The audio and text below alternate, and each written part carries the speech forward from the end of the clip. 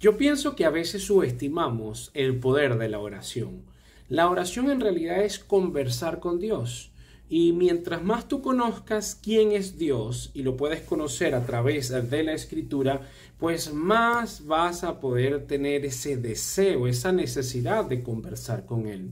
Yo quiero animar en primer lugar, si tú no conoces los atributos de nuestro Padre Celestial, que sepas que Él es un Dios omnisciente. Quiere decir que todo lo sabe. Él es un Dios omnipresente. Quiere decir que está en todos lados. Es un Dios omnipotente. Esto se refiere a que todo lo puede. Es un Dios inmutable. Esto habla de que no cambia. Es un Dios inerrante. Esto indica que no tiene error. Es un Dios justo. Es un Dios santo. Es un Dios de amor. Pero es un Dios que tiene ira también. Entonces, cuando nosotros conocemos la mente de Dios, sus atributos incomunicables, más tenemos ese deseo de admirarle, de alabarle, de descansar en Él.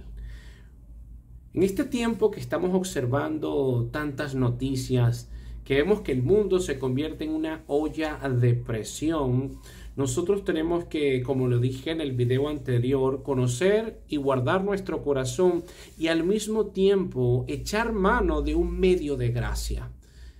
¿Qué medio de gracia es este? Conversar con Dios. Y para conversar con Dios únicamente hay que ser sincero.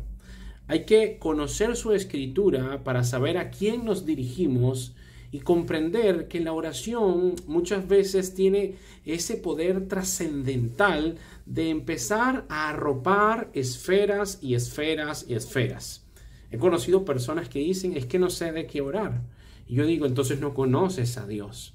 Fíjate el ejemplo que nos dio nuestro Señor Jesucristo en Juan 17:20. Dice, mas no ruego solamente por estos, sino también por los que han de creer en mí por la palabra de ellos. Cuando estudiamos este versículo sabemos que Cristo oró por mí.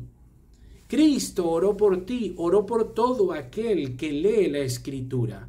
Porque estaba orando en Juan 17 por sus discípulos, por sus apóstoles, pero él empezó a irse a una esfera más amplia y ora por todo aquel que va a creer en él por medio de ellos.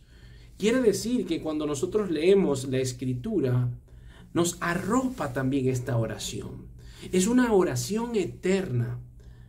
Esta invitación, este ejemplo podemos hacerlo nosotros. Oramos por nuestras familias, pero también por el círculo donde se encuentran. Oramos por Ucrania, pero también oramos por Rusia. Oramos por este continente, oramos por los demás continentes. Oramos para que en todos estos continentes también la iglesia de Dios se levante, siga siendo sal, luz. Oramos por nuestra iglesia, pero también oramos por los que aún no son parte de la iglesia. Oramos también por los lobos que se disfrazan de ovejas para que nosotros podamos tener discernimiento y distinguir lo que es trigo y lo que es cizaña. Oramos por la paz, pero también oramos para que se cumpla la Escritura de Dios. Oramos por nuestra mente para tener tranquilidad, pero también oramos para recibir información y asimilarla con madurez. Oramos por nuestro país y también oramos por pedirle a Dios que nos permita tener un carácter fortalecido a través del cual yo pueda estar a la altura de la belleza de mi nación. Oramos por quien nos critica, oramos por quien nos ataca, oramos por quien nos maldicen. Te estoy bombardeando con motivos de oración para que más nunca digas que no tienes motivos de orar. El día de ayer estaba documentando, tenía que hacer una fotografía del arco histórico de la batalla de Carabobo.